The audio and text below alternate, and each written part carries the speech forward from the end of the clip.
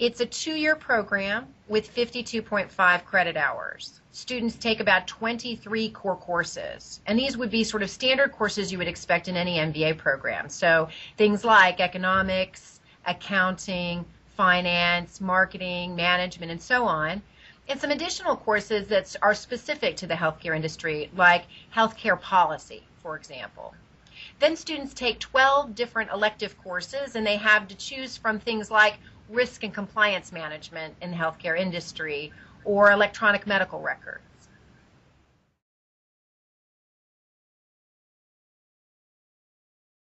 You know, a good proportion of every one of our courses are taught asynchronously. That means that the student and the faculty member don't have to be in the same room for the student to actually go through a learning process. But there is, and so in that way, that particular period of time, students can then learn on their own. But then there are moments in every course where synchronous learning occurs, where the student and the faculty member have to be in the same place at the same time. So it is convenient. Students get to learn on their own, but there are certain times of the day, usually in the evenings or weekends, when it's more convenient for working students to be online, where they are actually get that one-on-one experience, that very rich experience of that sort of synchronous learning moment with the faculty member.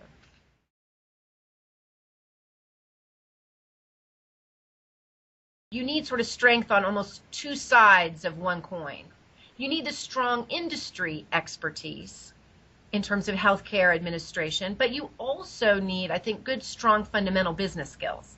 And at George Washington University, through our program, you have the ability to learn from faculty from a very strong school of business, as well as a very strong school of public health.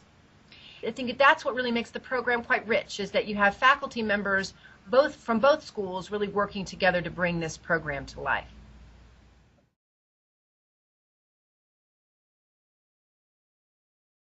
The student needs to be able to kind of look at their life and really figure out where are those learning hours going to come from.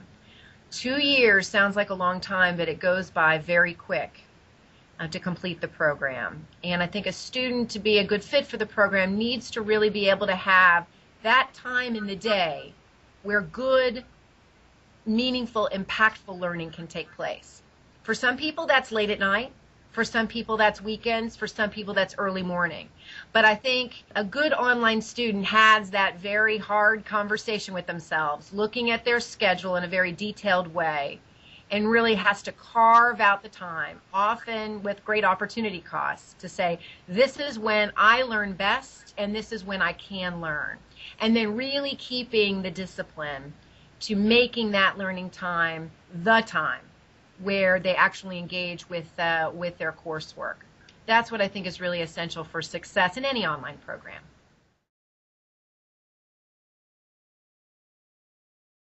Well, I think people that are going through careers in this particular industry have lots of different kinds of master's degrees to choose from. And one focused on business may not always necessarily be the best fit. So I think an individual has to ask themselves, what's the end game? What are they trying to accomplish? And to what extent is in that career progression better, deeper knowledge of efficient, effective business skills going to help them achieve those goals in their particular industry? And if the answer is that's going to be a crucial or large part for a need for advancement, then this type of degree I think is really the best fit. Because again, the degree is designed to give you those good, strong, basic business fundamentals, but applied in a certain particular industry.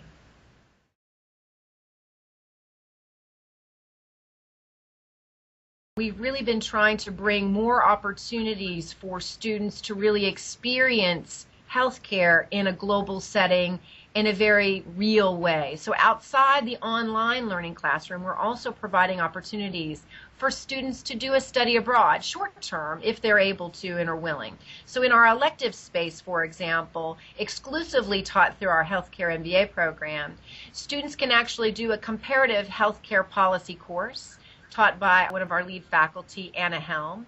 And students in that course actually make a trip to Sweden and spend their time in their course comparing Sweden's healthcare system with the U.S., which I think is a very interesting model. It also gives students a chance to meet on a trip face-to-face many of their colleagues and friends that they've met in the online healthcare policy program. I think that also we've been offering new courses that are open to students across all 5 of our MBA programs. And many of our healthcare students opt to take those courses as well.